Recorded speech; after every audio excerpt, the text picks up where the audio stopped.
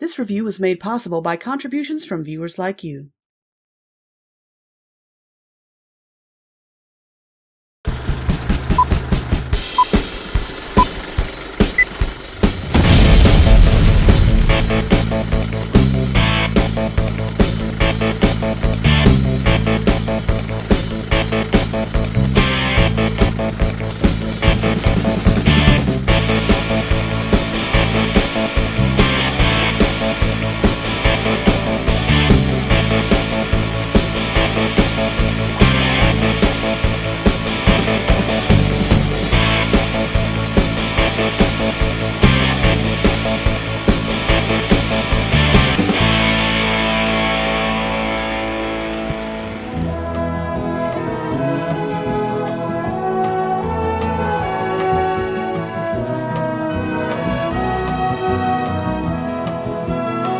Hey guys, what I'm about to say is probably going to lose me a lot of nerd cred, but I gotta say it.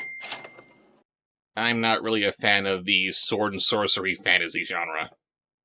Sure, I like Peter Jackson's Lord of the Rings trilogy fine, and I have an ironically deeper appreciation for the old Dungeons & Dragons cartoon as an adult than I ever did as a kid, but otherwise, this genre just makes my brain check right out. I'm always excited to see a fan of mine submit their own personal works for me to review, but to see this first issue of Seed Seekers by Martha Schwartz, my heart sank a little with the preconception that I wouldn't enjoy this comic for intangible, completely arbitrary reasons that wouldn't amount to more than, it's just not my thing. But you know the old saying of how the devil's in the details, and one detail on this cover is giving me a bit more optimism. All of these, presumably elven ladies, are wearing clothes and wielding weapons that are common of their fantastical world, but this girl on the left is wearing what appears to be modern eyeglasses. Why do I like this detail? Because this makes it look like it's going to be less like some fantasy epic, and instead more like it's a retelling of some girl and her friends goofing off during their latest D&D campaign. I can never really get into D&D myself, but a bunch of friends hanging out and having a good time? Count me in. Hang on there, muggle. You don't like fantasy, but you think you can handle reviewing a fantasy comic? Maybe? No, that's not happening. Leave the fantasy to the fantasy fans. I'll take over reviewing this comic, and you can be banished. Wait, banished? For the crime of not liking D&D.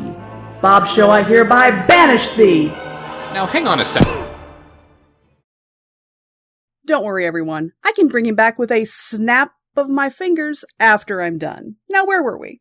Ah, yes, the cover. Bob Show made a good point about this girl's glasses, and her casual sandals, stirrup pants, and Harley Quinn mallet that looks like it should have the word POW painted on it, and it's making me think she's a cosplayer too. She's working on a bit of a tighter budget than her girlfriends here, as opposed to the girl on the right who looks more or less accurate, except she's wearing bike shorts. And she's hot. Until further notice, I am dubbing her Butch Bike Shorts. And her, I'm gonna call Gilda Glasses. And her, Male Gaze McBoob Armor. There we go. Butch, Gilda, and Male Gaze are investigating a dead forest when suddenly they're interrupted by... Well, I don't know what the official name for a Pegasus Unicorn hybrid might be, but he looks like an adorable puppy and I want him! Cue Bob Show mocking me for wanting another cute fluffy baby. Oh wait, he's banished! Ta-da!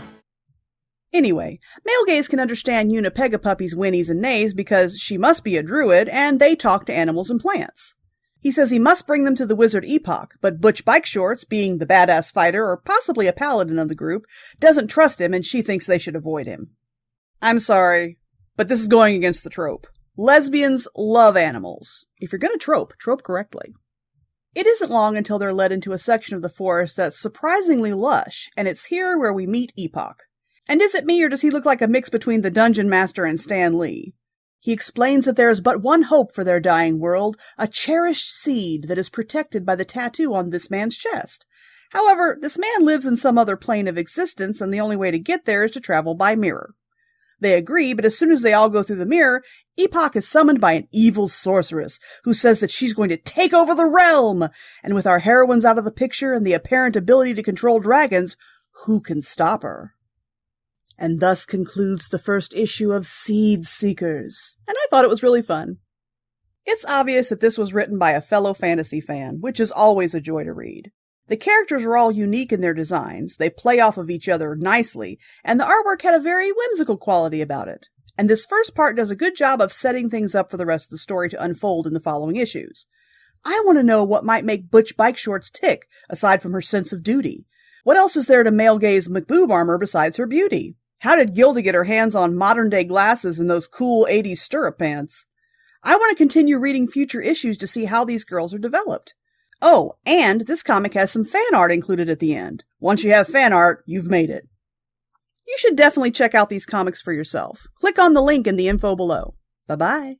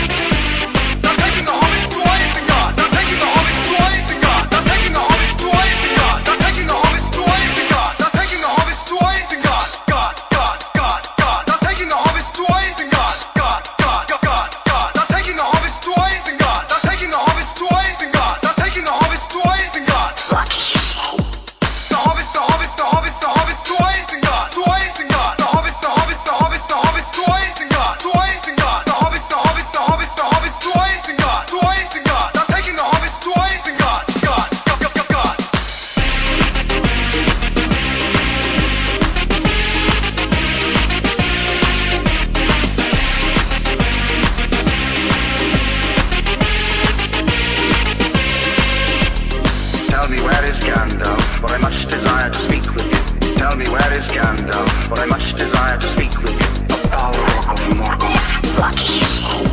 A Balrog of Morgoth. What did you say? They're taking the hobbits to Isengard. Stupid fantods. They're taking the hobbits to Isengard. Stupid fantods. They're taking the hobbits to Isengard. They're taking the hobbits to Isengard. They're taking the hobbits to Isengard. Stupid fantods.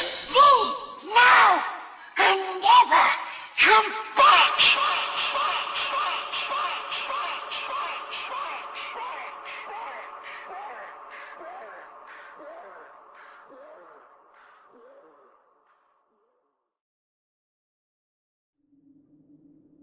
Hello? Hello? Can I come back now? I'm cold and there are wolves after me.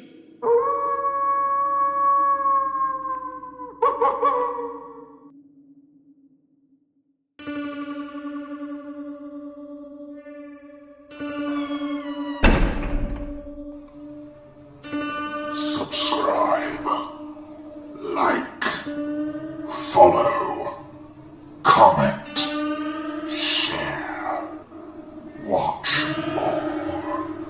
more.